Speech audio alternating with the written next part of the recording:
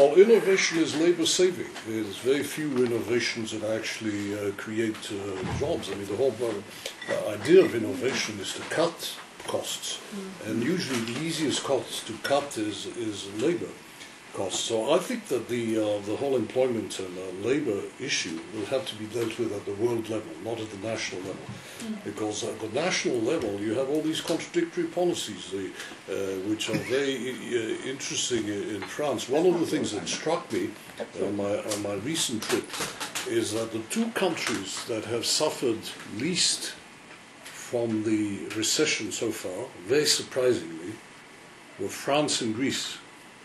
Statistically, in terms of the reduction in GDP and things like that, and also in terms of the jobs.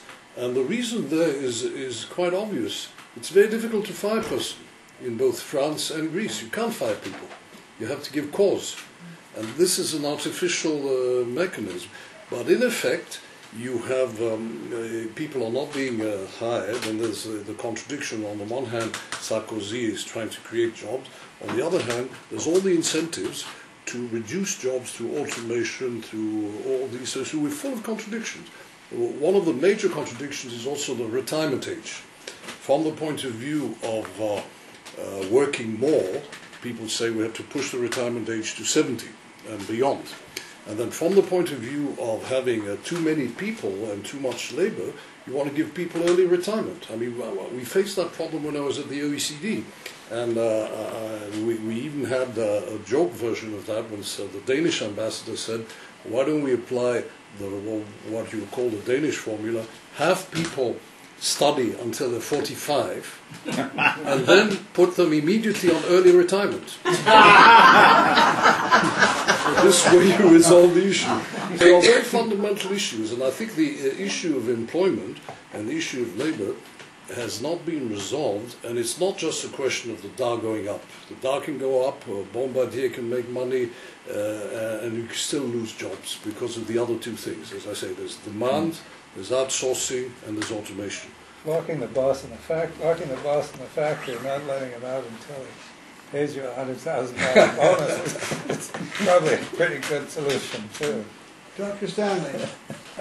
People may be surprised to learn. The StatsCan came up with figures today that the number of people doing R&D in Canada has actually continued to grow fairly steadily since the beginning of the 80s. It doubled from the 80s to the 90s and hasn't quite doubled again subsequently, largely because of the tech wreck. But it's still growing, even through the downturn. So then of course the question is, if jobs are destroyed by, he doesn't believe in Hicks neutral innovation. I don't either.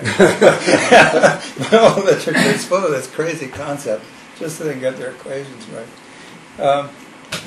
But anyway, if it is, so it's labor reallocating, and there's some cost in that, obviously. I mean, as you know, I mean, there's a distinction between product innovations and process innovations. Product innovations, if you come up with a new product, then for a while you'll be creating new jobs for that product.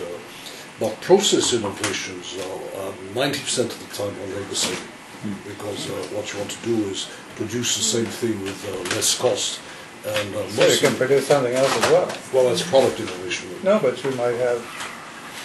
It all depends how you organize the factory and what your accounting rules are. I mean, the Japanese are able to operate with a fairly, through. And now most of the world has kind of adopted the Western world has kind of gone Asian with respect to the way it allocates employment. The R&D example that you gave may actually strengthen the point, because you put people in R&D and they're not going to necessarily produce anything. Well, that's certainly the goal here. is to say, what should a researcher do?